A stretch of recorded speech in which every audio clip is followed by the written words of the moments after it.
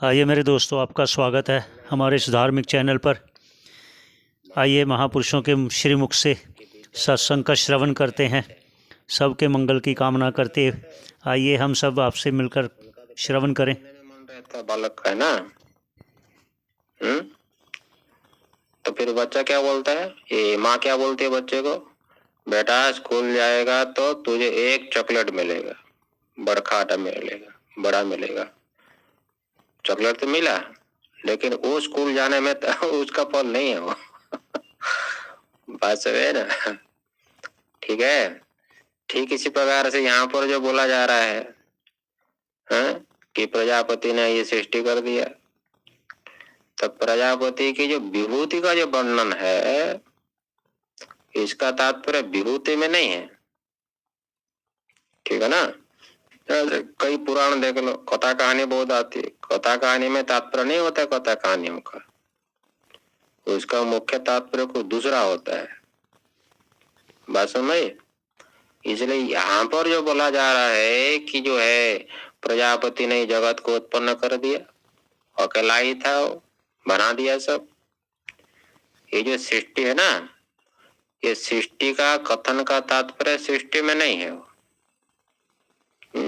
जो उपासना में लगा है, ठीक है ना, क्योंकि वेदांत विचार में सामर्थ्य नहीं है कि नहीं। वो अधिकारी उपासना का हो सकता है ना। इसलिए उपासना करने के लिए प्रजापति के विभूति का कथन कर दिया।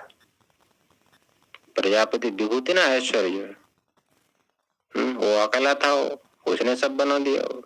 किसने? ब्रह्मा जी ने। बराबर है। हाँ, इन्हें कहा ना आत्मा एकदम आसित। आत्मा कहने से यहाँ पर ब्रह्मा जी है, प्रजापति को लेना, वो निर्विशेष आत्मा को नहीं लेना है।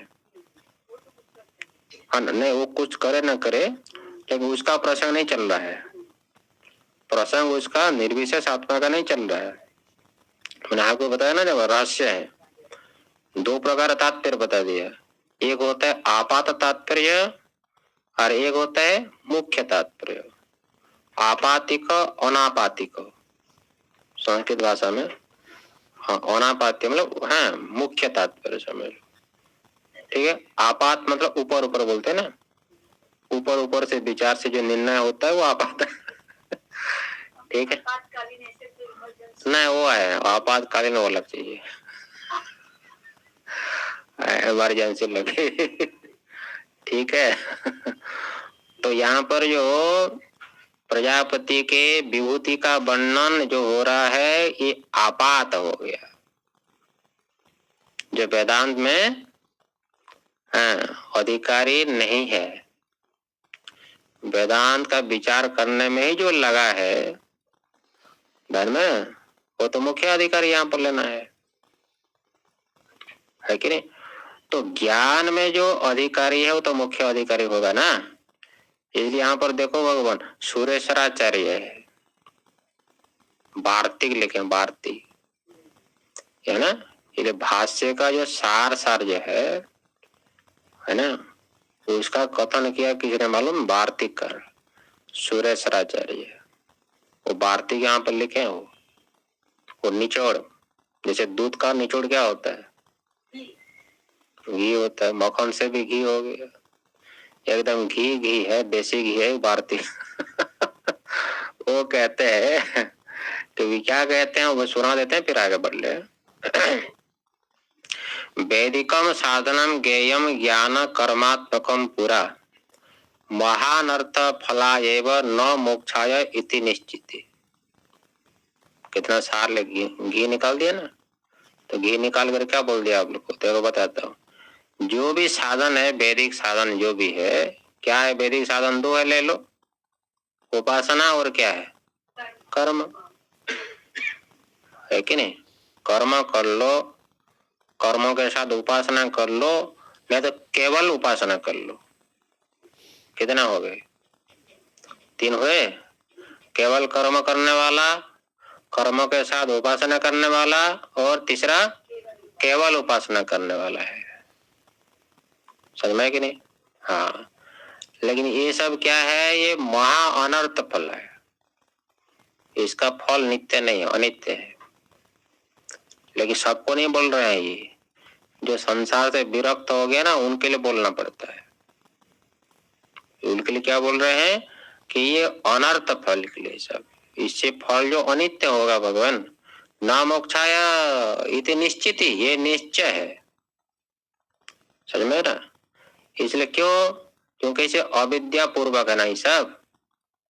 और वे जो कर्म करेगा, मैं अमुक ब्राह्मण हूँ, मैं मनुष्य हूँ, मैं अमुक गोत्र का हूँ, तो शरीर में जो अभिमान करेगा वही तो कर्म करेगा, नहीं तो कर्म क्यों करेगा, कर्म हो ही नहीं सकता है। हाँ, तो महादेव से पूछे, महादेव से, हाँ, तो महादेव तुम्हारे तीसरी पीढ़ी कौन है, महादेव से पूछे ना। हाँ, जब जगह क्या बोलते हैं विवाह हो रहा था भगवती से, तो पूछे ना तुम्हारे पिताजी बता कितना पीढ़ी बताते हैं, 3 बताते हैं, हमको नहीं पता है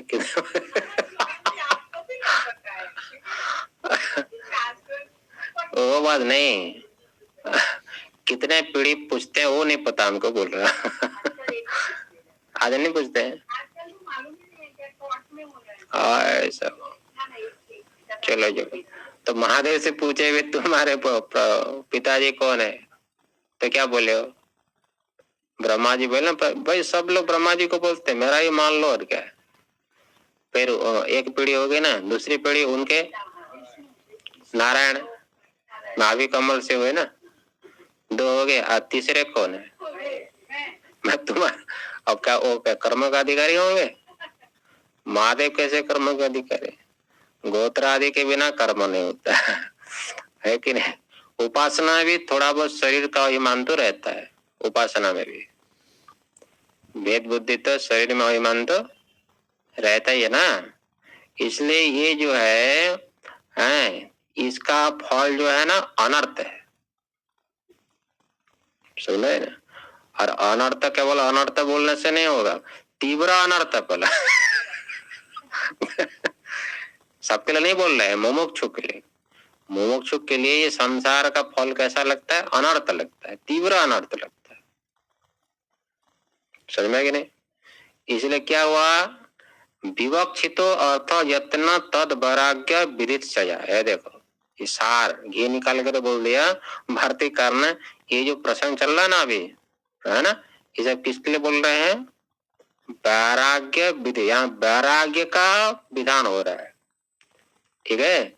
बृहदारण्यक किसका व्याख्यान चल रहा है, बृहदारण्यक उपन्यास किस उपनिषद का व्याख्यान चल रहा है, हाँ ईशावास्य का, भूलो मत उसको, है ना। शुरू में जो पढ़े हो ना ईशावास्य, उसी का व्याख्यान है बृहदारण्यक,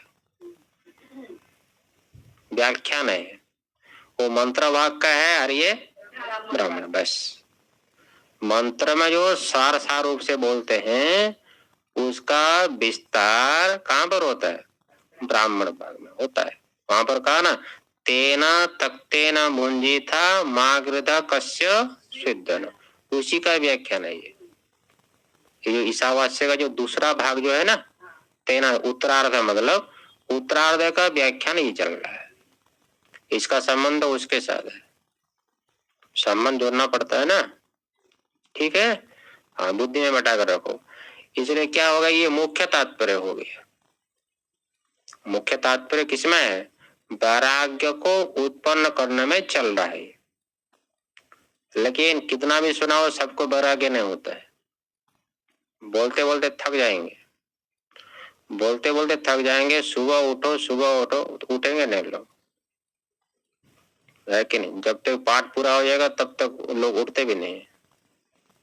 नहीं, पहले तो कितने बजे पाठ चल रहा था पहले, 7:30 से 8 हो गए, 8 से भी ज्यादा हो गए क्या अभी। हाँ वो तो है, मैं तो विनोद में बोल रहा हूँ पहले तो भाई 7:30 बजे पाठ चल रहा था, है कि नहीं। तो जल्दी नहीं उठ पाता, 8 बजे हमारे वहां भी है कि जेबी नगर में भी 8 बजे आप कहने लगे, लगता है मुझे धीरे धीरे 8:30 9 भी बज सकता है, ऐसा नहीं ना, है ना।